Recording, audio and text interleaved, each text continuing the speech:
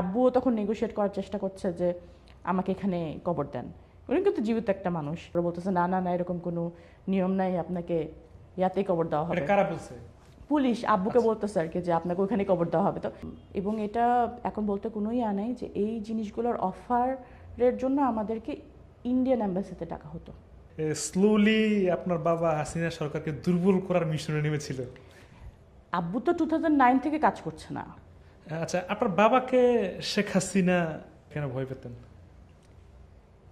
এটা তো আমার বিশ্বাস হচ্ছে যে ওনাদের যে একটা মসনদ আছে সেটার অপোজিশনে যদি কেউ থাকে, ইকোনমি বলেন, পলিটিক্স বলেন, সবচেয়ে বড় কথা কালচারাল, এইগুলো কিন্তু তার সবচেয়ে বড় গুটি।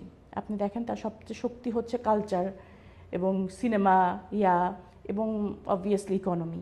প্রত্যেকটা সেক্টরই তো আব্বুর কাজ আলহামদুলিল্লাহ।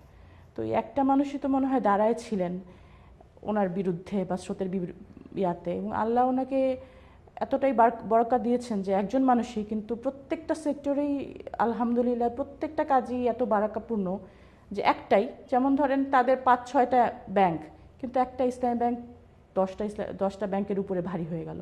এটা আল্লাহর ইচ্ছা, তাই না? প্রশ্নটা কি এমন যে স্লোলি আপনার বাবা হাসিনা সরকারকে দুর্বল করার মিশনে নেমেছিল? আব্বু তো 2009 থেকে কাজ করছে না, আব্বু তো সে কবে থেকে কাজ করছে। রাইট। তার কাজ ছিল হচ্ছে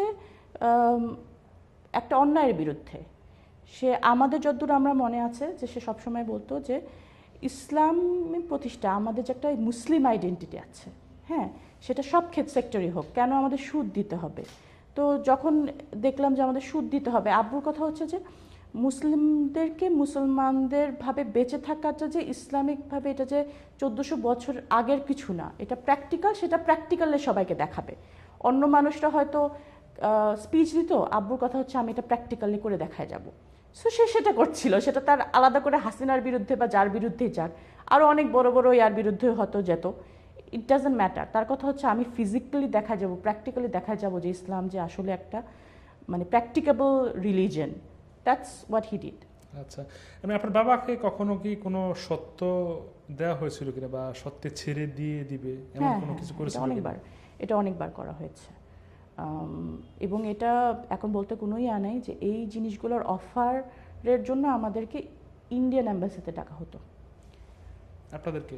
হ্যাঁ, মানে ভাইয়ারা যেত, অবভিয়াসলি আমরা বোনরা যাইনি, ভাইদেরকে বা আব্বুর লয়ারদেরকে ইন্ডিয়ান অ্যাম্বাসিতে কয়েকবার ডেকে নিয়ে এগুলো বলা হয়েছে যে যদি তারা এরকম একটা দেয় যে আব্বু বের হয়ে দেশ থেকে চলে যাবে আর এগুলোর মধ্যে থাকবে না, ওর উনি যদি উইটনেস হয়ে যান বাকি লিডারদের অপোজিটে, এরকম যদি হয় তাহলে আব্বুকে ছেড়ে দেওয়া হবে।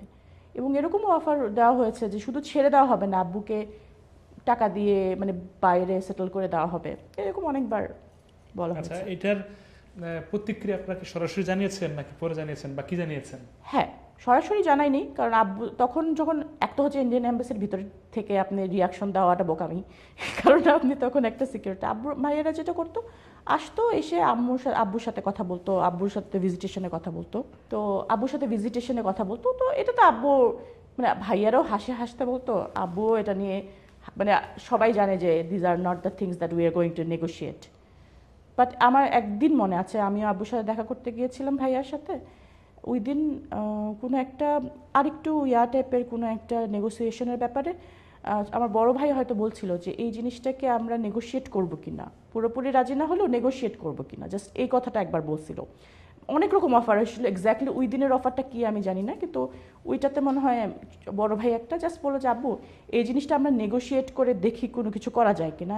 আব্বু অনেক রেগে গেছিলো, he was like no means no, তাদের সাথে কোনো রকম নেগোসিয়েশনই নাই, ছোট নেগোসিয়েশনও নাই।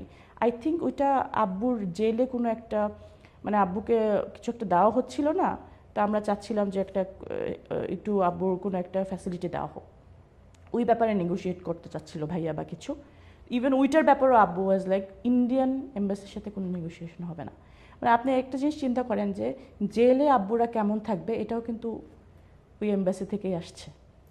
আপনার বাবার ফাঁসির কার্যকরের আগে শেষ দেখা ঘটনাটি কেমন ছিল, এমনকি আপনি তো একটু বলেছেন যে দাফনের বিষয়টা ওই সময় তো বেশি আরমান জড়িত ছিল যে উনি নাই, কি নাই, হবে কি নাই, হবে, নাই। এই কয়েকটা মুহূর্ত যদি একটু বলতেন। দেখার তো আমরা অলরেডি কভার করেছি। আমার মনে হয় যে আব্বুকে দিয়ে, আব্বুর সাথে দেখা হয়ে আমরা মানিকগঞ্জে রওনা দিলাম।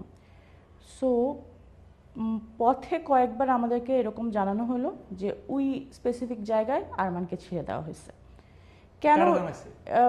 পুলিশের ওইখান থেকে বা সোর্স যারা ছিল, হয়তো কোনো একটা এরকম র্যান্ডম মানুষ আমাদের ফোন করে বলতো। তো আমাদের এক তো হচ্ছে আমরা সারাদিন কোনো খাওয়া দাওয়া করি নাই, তো যাচ্ছি এর মধ্যে কয়েকবার এরকম ইউটার্ন নিয়ে ওই দিকে আবার গেলাম যে ভাইয়াকে মনে হয় ওইখানে ছেড়ে দেওয়া হয়েছে। তো আসলে এরকম কিছুই করা হয় নাই। তো এভাবে করতে করতে হয়তো মানিকগঞ্জ 2-2.5 ঘন্টার জায়গা আমরা 4-5 ঘন্টা লাগছে আমাদের যেতে। তারপরে হাফওয়েতে যাওয়ার পরে পুলিশ হঠাৎ করে আমাদের ব্যারিকেড দিল যে আমাদের 4-5টা গাড়ি ছিল, মাত্র 2টা গাড়ি অ্যালাউ করবে তারা, বাকি গাড়ি অ্যালাউ করবে না। তো আমাদের এতগুলা মানুষ 2টা গাড়িতে কীভাবে যায়? বলছে এই 2টা গাড়িতে যতটুকু আটবে তারাই যাবে, আর যাবে না। তো তখন আমরা যতটুকু আটাতে পারলাম সেটাতে আমরা 22 জনের মতো টোটাল হলাম। তো এই 22 জন মিলে আমরা আবার, বাকিরা ফেরত চলে গেল, ওই 2টা গাড়ি মিলে আমরা যেতে থাকলাম। মানিকগঞ্জে ঢুকার রাস্তা থেকে হঠাৎ করে দেখি যে অন্ধকার, মানে কোনো লাইট নাই। তো আমরা বললাম যে কী রে, রাস্তায়ও লাইট নাই, কিচ্ছুতে লাইট নাই।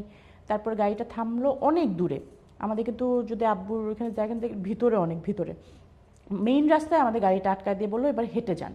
কিন্তু নেমে দেখি যে মানে রাস্তার মধ্যে যে লাইট থাকে ওগুলাও নাই। পুলিশ আমাদেরকে বলতেছে যে ফোনের লাইট অন করে যান।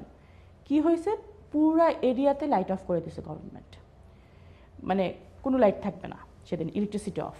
সো আমরা মনে হয় ফোনের লাইট দিয়ে ওই আব্বুর ওই পর্যন্ত গেলাম। ওই পর্যন্ত যাওয়ার পরে আমরা দেখতে পাচ্ছি যে মনে হচ্ছে যে এটা একটা ওয়ার জোন। লিটারেলি সোয়াট টিম যেটা থাকে না, যে এরকম একটা মানে বড় একটা ঢাল হাতে থাকে, হাত পায়ের মধ্যে ব্যাচ পরা থাকে, পুলিশের যে সোয়াট টিম থাকে রণক্ষেত্রে যেটা আমরা দেখি, তারা এরকম সোয়াট টিমস একটা টিম, ওই সোয়াট টিম দাঁড়ানো। মানে এটা আব্বুর একটা জানাজার জায়গা, এখানে তো কোনো মারামারির কিছু না, এখানে তারা পুরা আর্মড। প্রত্যেক আমাদের একজনের অপোজিশনের মিনিমাম 4 জন পুলিশ দাঁড়ানো। ওকে, এটা হলো। তারপর যেটা করলো ওরা, হাফওয়ে যাওয়ার পরে ওরা আমাদের চশমা, আমাদের ঘড়ি, আমাদের ব্যাগ সব সিজ করে ফেললো, কিচ্ছু রাখা যাবে না সাথে। তো মানে ইভেন আমার মনে হয় সব, মানে আমার চশমা ছিল, আমি বলতেছে আমার চশমা তো লাগবে, বলছে না চশমাও রাখা যাবে না, চশমার ভিতরে নাকি ক্যামেরা থাকে। তার কথা হচ্ছে যে লাশের কোনো ছবি, কোনো এভিডেন্স তারা রাখতে দিবে না। তো এরপর আমাদেরকে যেখানে আমরা তো আপুর থাকার পাশে একটা থাকার জায়গা করেছিলাম, খাবারের জন্য ওখানকার আমাদের মানে আত্মীয় স্বজনরা খাবারের ব্যবস্থা করেছিল, ওগুলো কিছুই আমাদেরকে আনতে দেয় নাই, কোনো কাউকে আসতেও দেয় নাই, পুরো জায়গা কর্ডন করা ছিল। তো এরপর তো আব্বুকে নিয়ে আসার পরে জানাজার জন্য কাউকে আসতে দেয় নাই। আমরা যে ওই 22 জন মানুষ, ওই 22 জন মিলে আব্বুকে মানে কবর দেওয়া এবং জানাজা নামাজ আমরা ফ্যামিলি মেম্বাররা মিলেই পড়া হয়েছে, কারণ আর কাউকে আসতে দেওয়া হয়নি। জানাজাতে কাউকে শরীক না না, কেউ আসতে দেয়নি, কাউকে আসতে দেয়নি। আচ্ছা, আপনি দাফনের বিষয়ে আপনার বাবা কি বলেছিল, কোথায় হবে?